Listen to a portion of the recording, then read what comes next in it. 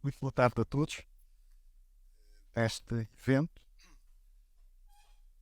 Gostaria de agradecer à Comunicação Social e a todos os que participam nesta reunião, neste evento, eh, e que tem a ver com a divulgação de um manifesto cívico contra o atraso económico e social do país.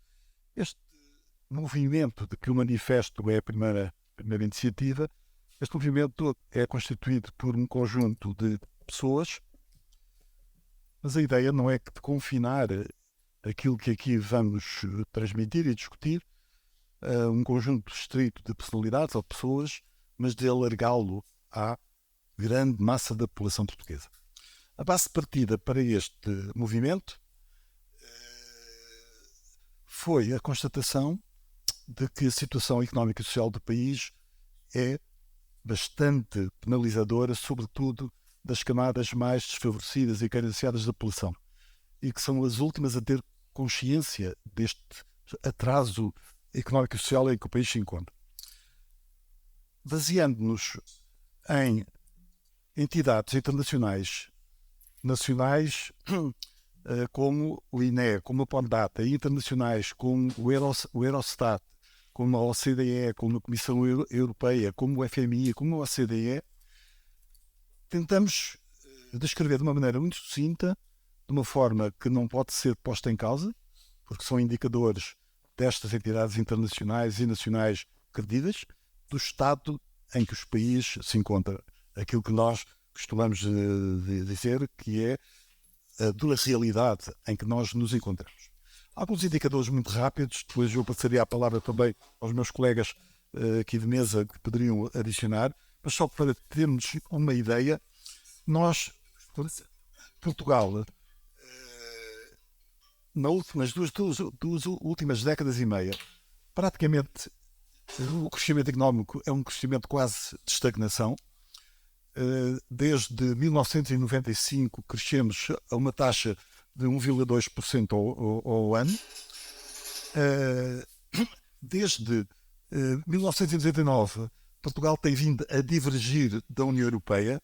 Hoje, os portugueses têm menos poder de compra face à média da União Europeia do que há 20 anos atrás. Isto são dados do Eurostat. Desde 99, Portugal tem o terceiro crescimento mais lento da zona euro, 0,8% ao ano, dados da Comissão Europeia. Em 2002, Portugal era o 15º país na Europa em termos de PIB per capita no ranking. Tinha 85% da média do PIB da União Europeia e de 2002 a 2021 caiu da 15ª posição para a 21ª posição. Em termos mais recentes, desde 2015, o que podemos constatar é que Portugal, em 2015, tinha 78% do PIB per capita, 78% da média europeia, e em 2021 caiu para 74%. Isto são dados do Eurostat.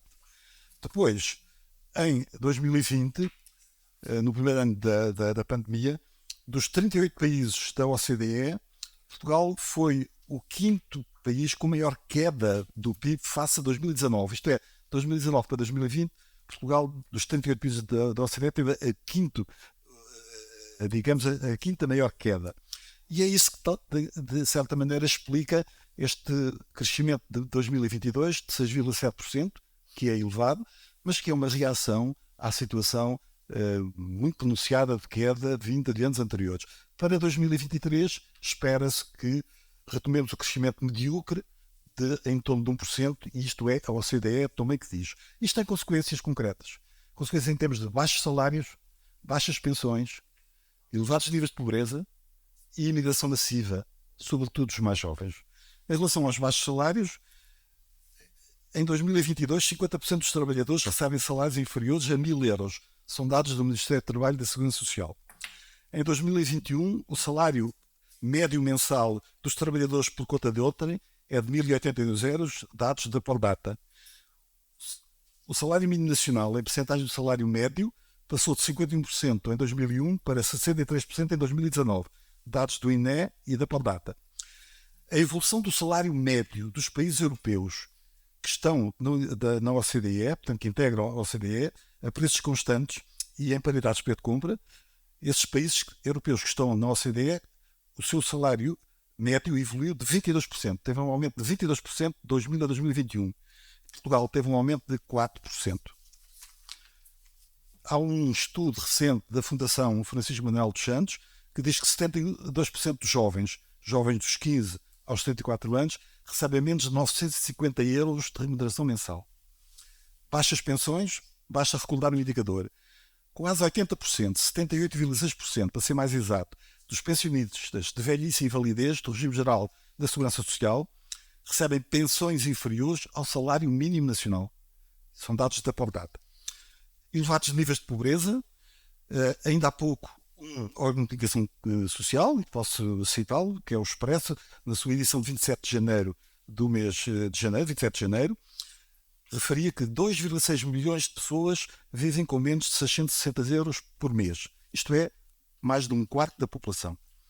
E sem transferências sociais e pensões, 43,3% dos portugueses seriam pobres. São dados do INE, dados relativos a 2021. Imigração. O número de imigrantes por 1000 habitantes é, na última década, superior à década de 60, que é a década histórica de maior imigração que alguma vez o país conheceu. Entre 2010 e 2020, na última década, imigraram cerca de 1 milhão de portugueses, dados da Pordata. Desde 2015 até 2021, imigraram cerca de 90%, a imigração é cerca de 90% daquela restada nos anos 60. No fundo, isto é a situação atual do país, não é matéria de opinião, é uma matéria de facto que está referida em órgãos de informação internacionais, entidades internacionais credíveis e também nacionais. Este panorama torna-se ainda mais sombrio se tivermos presente que nas últimas 2 décadas e meia, Portugal recebeu de transferências públicas da União Europeia cerca de 118 mil milhões de euros. E também, no período 2015 a 2019, existiram excelentes condições de crescimento a nível europeu, que foram desperdiçadas. Existiu, portanto, um forte crescimento da economia europeia, baixos preços do petróleo, uma explosão do turismo, um forte crescimento do turismo e baixas históricas taxas de juros. Pois, apesar disto, a situação em que o país se encontra é aquela que foi ainda há pouco documentada. É bom referir que estes dados que estamos aqui a referir não são uma tentativa deliberada de mostrar apenas aspectos negativos, com intuitos de crítica ao governo e de luta política. Estes dados simplesmente demonstram os resultados que a sociedade portuguesa obteve em 2 décadas e meia. É evidente que as ações dos governos nestes últimos 27 anos e as políticas públicas que desenvolveram, obviamente, têm uma especial responsabilidade na situação que acabei de descrever. E aqui é inevitável lembrar e ter presente que dos últimos 27 anos, o Partido Socialista governou durante 20 desses 27 anos.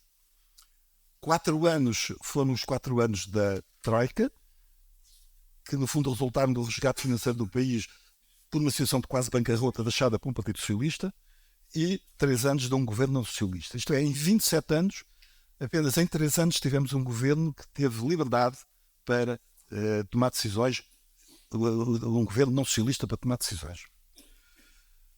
A situação que descrevemos é o principal problema que o país defronta e é o determinante para o seu futuro em termos de população, em termos de nível de estado da população e de nível de vida.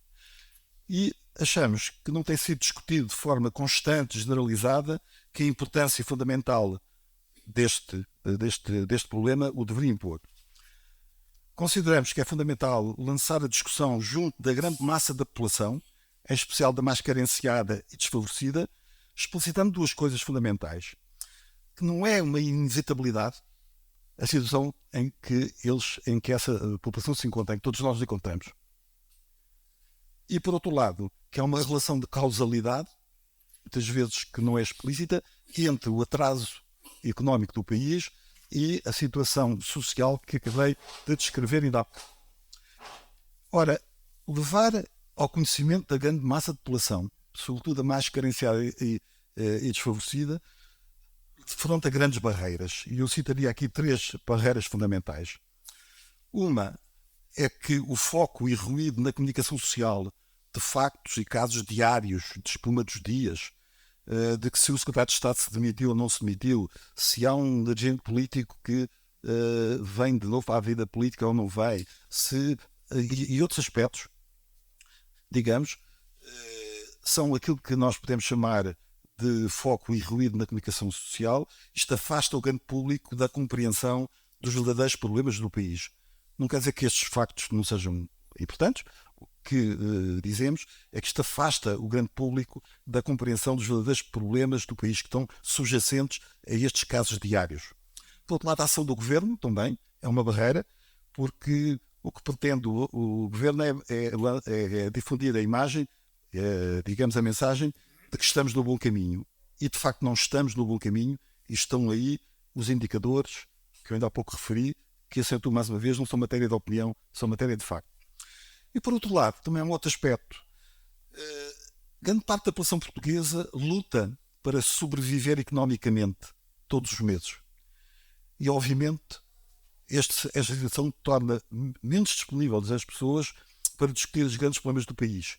Tanto mais quanto esta discussão, muitas vezes, quando é feita na dimensão social, e não só, é feita em termos de luta partidária, o que leva muitos portugueses a pensar que os políticos são todos iguais.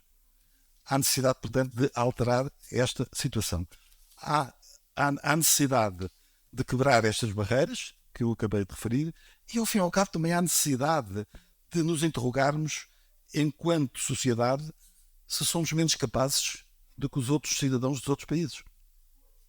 Este é um tema, torno a repetir, é o tema fundamental. É aquele que condiciona o futuro de grande parte da população. E temos que colocar estes aspectos como questão central, prioritária na agenda política e no espaço público e mediático. Para isso, lançamos um movimento cívico que não pretende emular ou substituir os partidos políticos, mas a partir de um diagnóstico factual, objetivo e desmentível, aquele que eu referi há pouco, lançar a discussão, por todos os meios possíveis, na comunicação social, em conferências, em seminários, nas redes sociais, colóquios, em artigos, lançar esta discussão quanto à dura realidade em que o país se encontra. Estes são aspectos decisivos que praticamente nunca foram discutidos junto do grande público. Aspectos como, por exemplo, a competitividade e a produtividade do país, que estão na base do crescimento económico, por exemplo. A questão da importância da competência, a questão da meritocracia, são aspectos que não têm sido discutidos, para os quais a grande opinião pública nem sequer muitas vezes tem conhecimento. Por último, este manifesto que hoje apresentamos não pretende ser um documento limitado à assinatura de um conjunto de pessoas. Algumas delas estão aqui, mas há muitas mais pessoas que assinaram o manifesto. Mas sim pretende o manifesto ser um veículo através do qual todos os cidadãos interessados, independentemente da sua posição política ou ideológica, mas que reconheçam a situação em que o país se encontra, poderão participar nesta iniciativa. Eu agora daria a palavra aqui aos meus colegas